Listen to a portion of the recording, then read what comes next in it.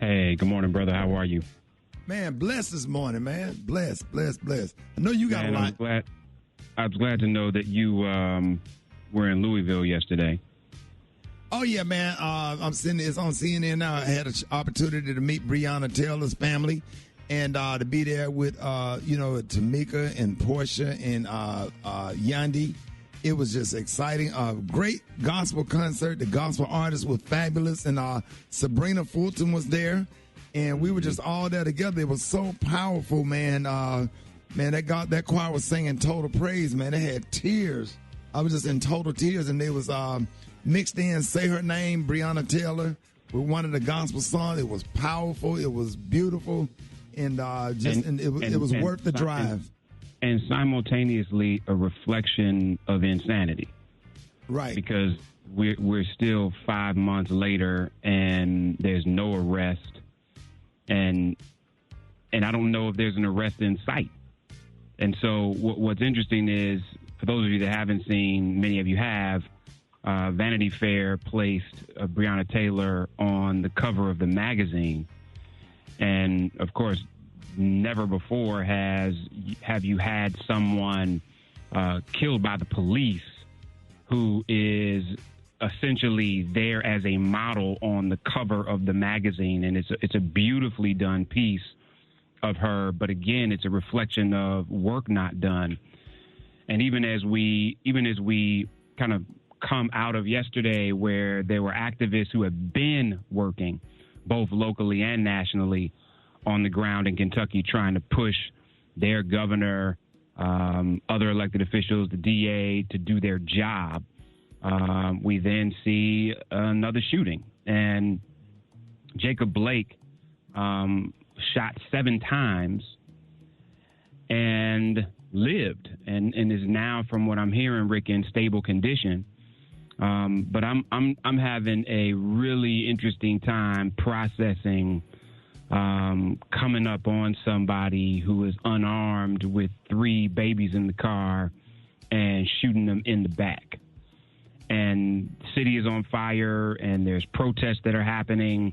But listen, if there aren't arrests made in this within the next 24 hours, the level of pressure and force and frankly justifiable anger needs to be focused. And this again is not going to change until laws change. It's not even just about an arrest of these officers, and it's not just about a conviction of officers, but it is about a fundamental shift. And for those that don't understand this call to defund the police, how can you be confused about a segment of the population saying that they don't want the level of support given to a force that continues to perpetrate a level of inhumanity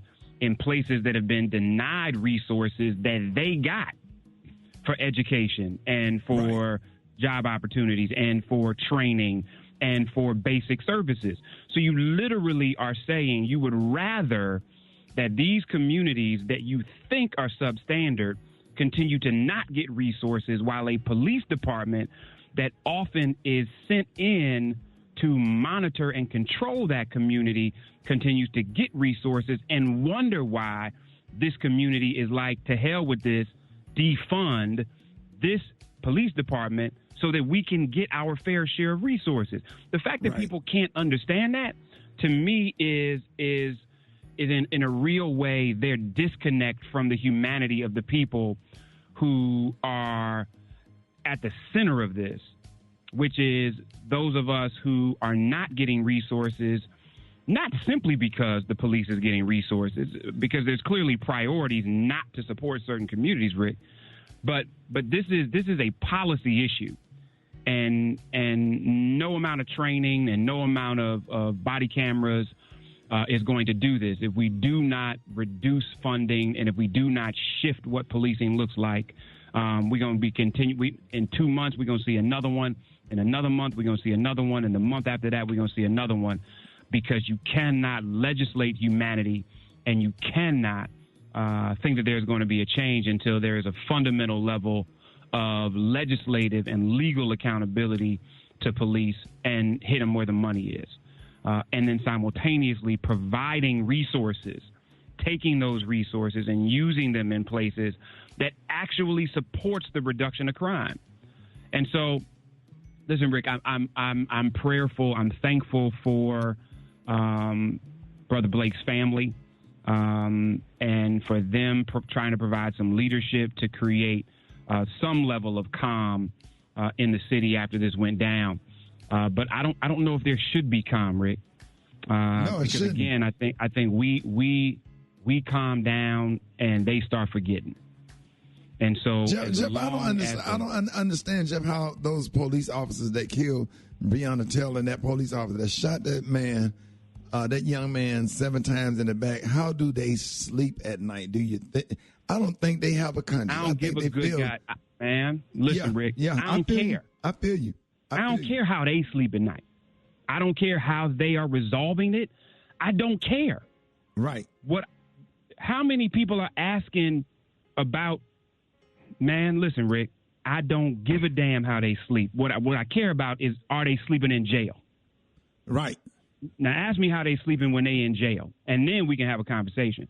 But until they are arrested for this, I don't care how they sleeping. I don't care if they not sleeping.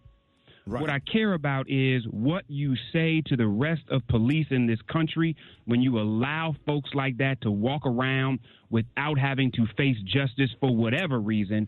You are saying it is all right, in addition to the law supporting that this kind of stuff can continue to happen.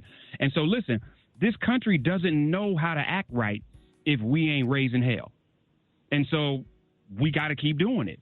And whether it is utilizing the polls, whether it is showing up in the streets, whether it is demanding at a higher level something beyond some of this nonsense that people are offering, to think that because you put a certain amount of money behind social justice, that means you're trying to solve this problem. I'm so thankful for the activists and the young people all over this country that don't stop, even when a lot of us get back to some semblance of dysfunctional normal. And so I continue to celebrate those young people, some whose names we don't know, some whose names we'll never know, who are the real reason why some of the shift that's happening right now is happening. Continue to support them as they do this work. I know I'm out of time, Rick. Y'all hit me at Jeff's Nation. Let me know what y'all thinking.